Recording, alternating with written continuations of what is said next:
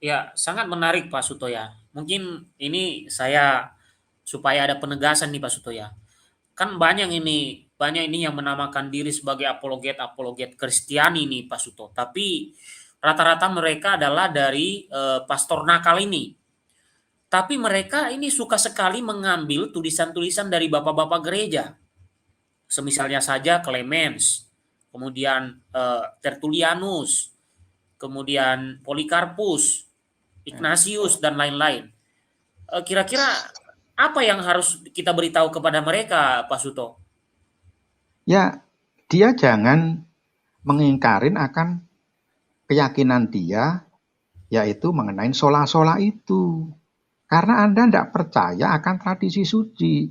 Sejarah itu adalah dari tradisi suci yang dicatat oleh para ilmuwan-ilmuwan, termasuk para pastor-pastor atau uskup-uskup yang menekuni mengenai sejarah itu.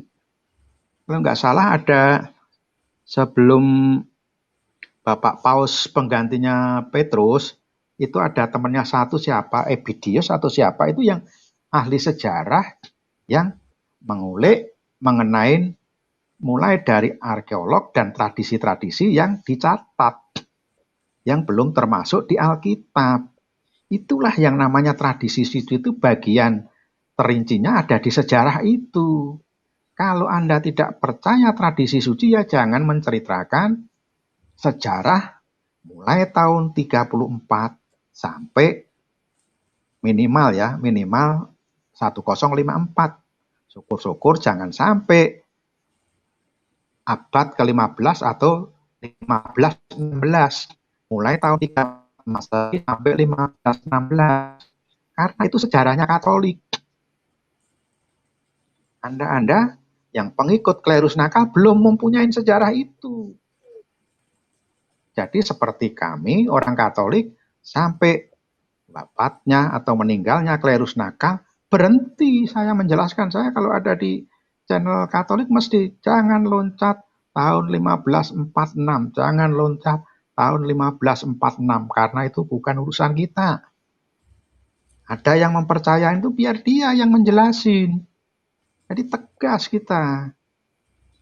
Jangan tidak mengakui tradisi suci, tapi mengulik-ngulik sejarahnya yang menjadi detailnya tradisi suci.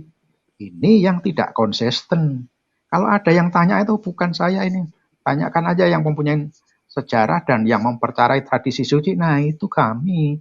Atau DGA yang menjelaskan. Itu. Jangan ada menjelaskan hanya karena ada tujuan untuk memenangkan sesuatu ketahanan di dalam apologetnya.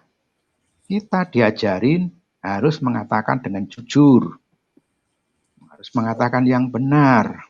Mengatakan benar, tapi kalau tidak jujur, ya itu kurang pas. Jadi porsinya kasihkanlah kepada orang Katolik. Kalau mengenai sejarah tahun 34 sampai 1516. Karena dia belum lahir. Kenapa ngaku itu saya belum ada. Nah, kalau mau menjelaskan melalui yang ada di Bible, ya monggo silahkan.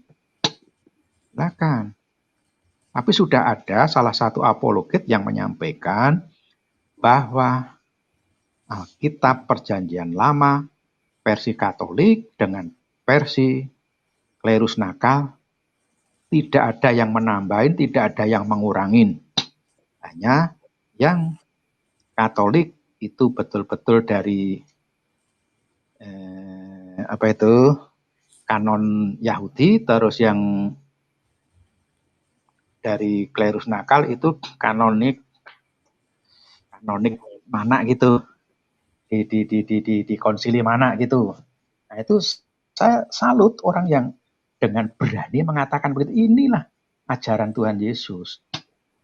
Jadi jangan lompat pagar ngajarkan yang bukan menjadi hak pengajaran dia. Ada saya dengar beberapa hari lalu ada apologet yang menyatakan bahwa antara deuterokanonika itu perbedaannya karena penganonisasinya beda. Jadi yang satu kanonisasi di mana lupa saya. Kalau yang satu yang kita kan Yerusalem ya. Dia bukan dari Yerusalem. Terus dia kalau nggak salah yang dari mantan-mantan diaspora, yang sebenarnya kalau dari versi Katolik yang dipakai itu adalah orang Yahudi yang membidatkan ajaran Kristen awal yang dipakai. Mungkin Dek Gia lebih tahu persis itu. Jadi saya tambahnya itu aja Dek Gia. Terima kasih. Oke, baik Pak Suto. Saya tambahkan tadi yang dimaksud oleh Pak Suto ya. Oke, saya tambahkan pada bagian itu. Tadi memang saya tidak menampilkan di bagian penjelasan awal, tapi mungkin saya akan munculkan supaya menjadi lebih lengkap. Tadi saya sudah menyebutkan Septuaginta ya, Bapak Ibu ya. Jadi dalam kitab Deuterokanonika itu ya, itu sudah ada dalam Septuaginta itu sudah ada Deuterokanonika, dan Septuaginta itu sudah ada seperti yang saya sebutkan tadi itu sejak 250 sampai 125 sebelum Kristus atau before Christ. Jadi Deuterokanonika itu bukan karangan-karangan gereja Katolik, bukan buatan gereja Katolik dan lain-lain, bukan ditambah oleh gereja Katolik. Tapi jelas-jelas itu ada dalam kitab yang disebut sebagai Septuaginta itu. Ya. Nah, terkait tadi perbedaan yang disampaikan Pak Suto, itu ada yang kurang pas ya. Karena kalau mengatakan apa yang tadi, kalau ada yang meyakini seperti yang disampaikan Pak Suto tadi, ada Protestan yang meyakini itu, maka seharusnya Martin Luther itu harus membuang kitab Perjanjian Baru. Kalau dia meyakini itu tadi yang dimaksud itu pasti kalau tidak konsili Yamnia, itu ada konsili-konsili Rabi Yahudi. Ya. Kalau dia mengatakan memakai data itu, maka rabi-rabi Yahudi pada saat itu hanya mengakui yang berbahasa Ibrani. Sekarang 27 kitab PB itu bahasa Yunani. Mengapa Martin Luther tidak buang? Kalau memang dia hanya mengakui apa yang diakui oleh orang Yahudi. Itu bisa menjadi bumerang kalau memakai teori yang disampaikan Pak Suto tadi untuk orang yang memakai teori itu. Tidak bisa memakai teori itu. Kalau memakai teori itu berarti semua yang berbahasa Yunani seperti orang Yahudi itu mereka buang semua. Berarti harus satu-satunya yang berbahasa Ibrani. Dan Deuterokanonika itu sudah ada bersama dengan Perjanjian Lama yang lain. Istilah Deuterokanonika dan lain sebagainya itu diberikan kemudian oleh orang yang ajaran buatannya itu bertentangan dengan apa yang ada di dalam kitab-kitab Deuterokanonika. Dan ini apa yang disebutkan tadi ya, bisa kita lihat di sini.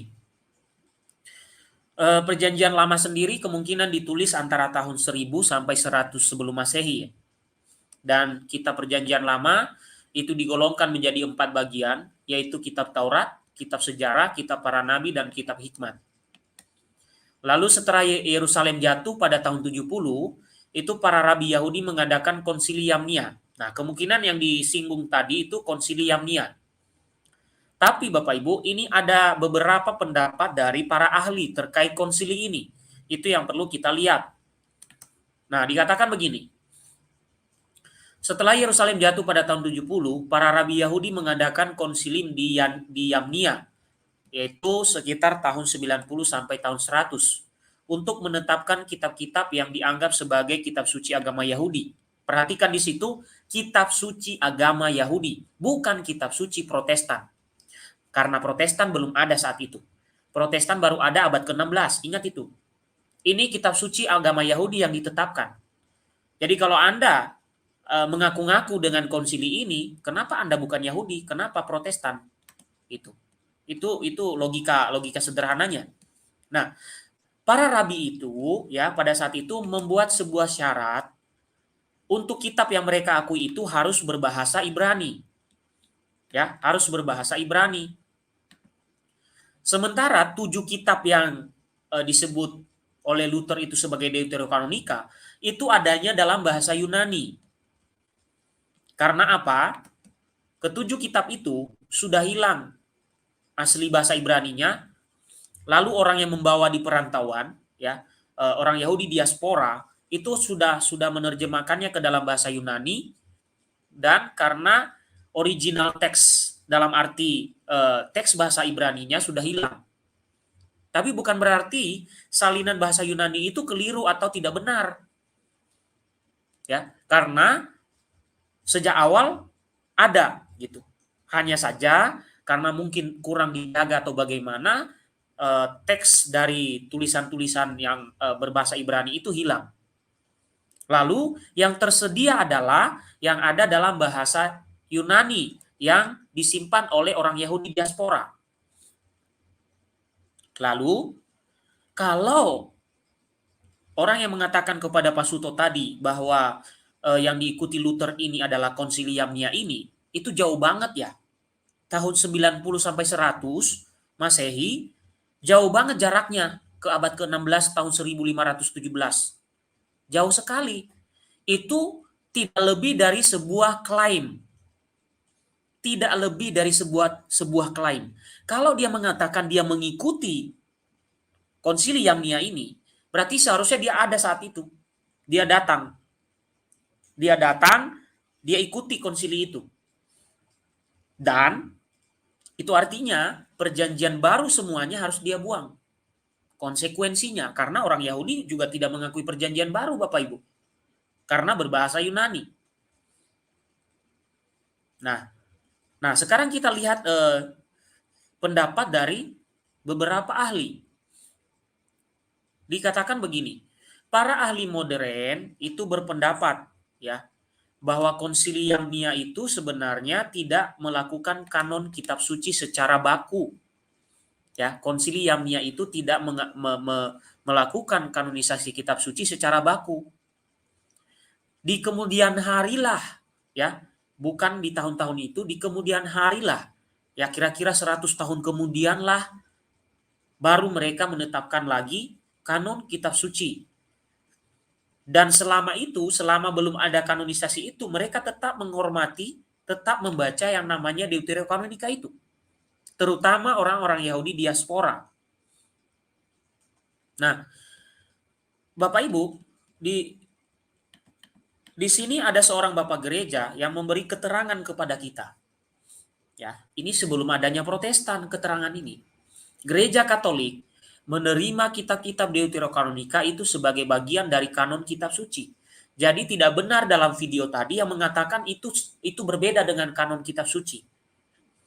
Itu ditambah-tambah. Tidak. Itu sudah ada sejak awal. Bapak Gereja Origen mengatakan bahwa di kalangan umat Kristiani telah menggunakan kitab-kitab itu, meskipun para pemimpin Yahudi tidak menerima secara resmi. Lalu gereja di kemudian hari menetapkan pula tulisan-tulisan perjanjian baru yang dianggap diilhami oleh Roh Kudus dan merupakan ajaran yang berasal dari Yesus Kristus. Dan Bapak Ibu, kenapa tadi saya sempat berkata, Bapak Gereja, Bapak Apostolik, para Rasul, tidak pernah menyingkirkan Deuterokanonika yang disebutkan Deuterokanonika di abad ke-16 itu. Bahkan di beberapa tulisan dari para Bapak Gereja, Bapak Apostolik, itu mengutip isi dari 7 kitab Deuterokanonika itu. Ya.